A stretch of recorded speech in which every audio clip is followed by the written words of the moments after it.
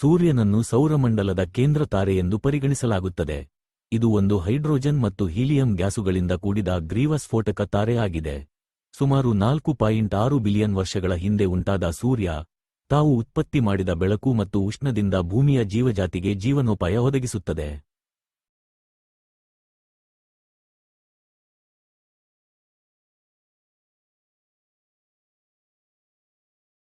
ಸೂರ್ಯನ ವ್ಯಾಪ್ತಿಯು ಪ್ರಪಂಚದ ದೊಡ್ಡ ತಾರೆಗಳಲ್ಲೊಂದಾಗಿದ್ದು, ಭೂಮಿಯಿಂದ ಸುಮಾರು 149.6 ಮಿಲಿಯನ್ ಕಿಲೋಮೀಟರ್ ದೂರದಲ್ಲಿದೆ. ಸೂರ್ಯನ ಆಂತರಿಕ ಬಾಹ್ಯಪದರಗಳನ್ನು ಕ್ರೋಮೋಸ್ಫಿಯರ್, ಕೊರೋನಾ ಮತ್ತು ಫೋಟೋಸ್ಫಿಯರ್ ಎಂದು ಕರೆಯಲಾಗುತ್ತದೆ. ಇದು ಪ್ರಪಂಚದ ಹಲವಾರು ಸಂಸ್ಕೃತಿಗಳಲ್ಲಿ ಪೂಜಿತ ದೇವತೆಯಾಗಿಯೂ ಪರಿಗಣಿತವಾಗಿದೆ.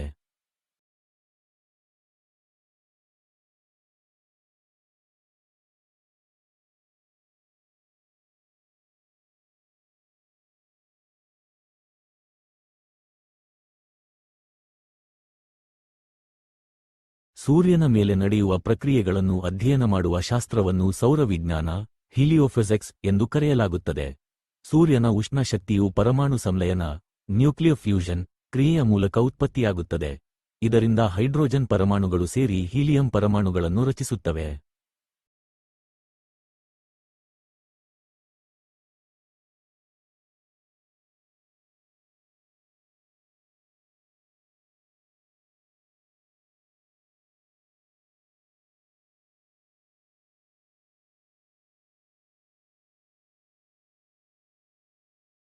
ಸೂರ್ಯನ ಪ್ರಮುಖ ಗುಣಲಕ್ಷಣಗಳು: ವ್ಯಾಸ 1.39 ಮಿಲಿಯನ್ ಕಿಲೋಮೀಟರ್, ತೂಕ ಭೂಮಿಯ ತೂಕಕ್ಕಿಂತ 3,33,000 ಪಟ್ಟು ಹೆಚ್ಚು, ಶಾಖಮಾನ ಶೇ 5,500 ಡಿಗ್ರಿ ಸೆಲ್ಸಿಯಸ್, ಬಾಹ್ಯಪದರ ಬೆಳಕಿನ ವೇಗ ಪ್ರಪಂಚಕ್ಕೆ ಬೆಳಕು ತಲುಪಲು 8 ನಿಮಿಷ 20 ಸೆಕೆಂಡುಗಳು ಬೇಕಾಗುತ್ತದೆ.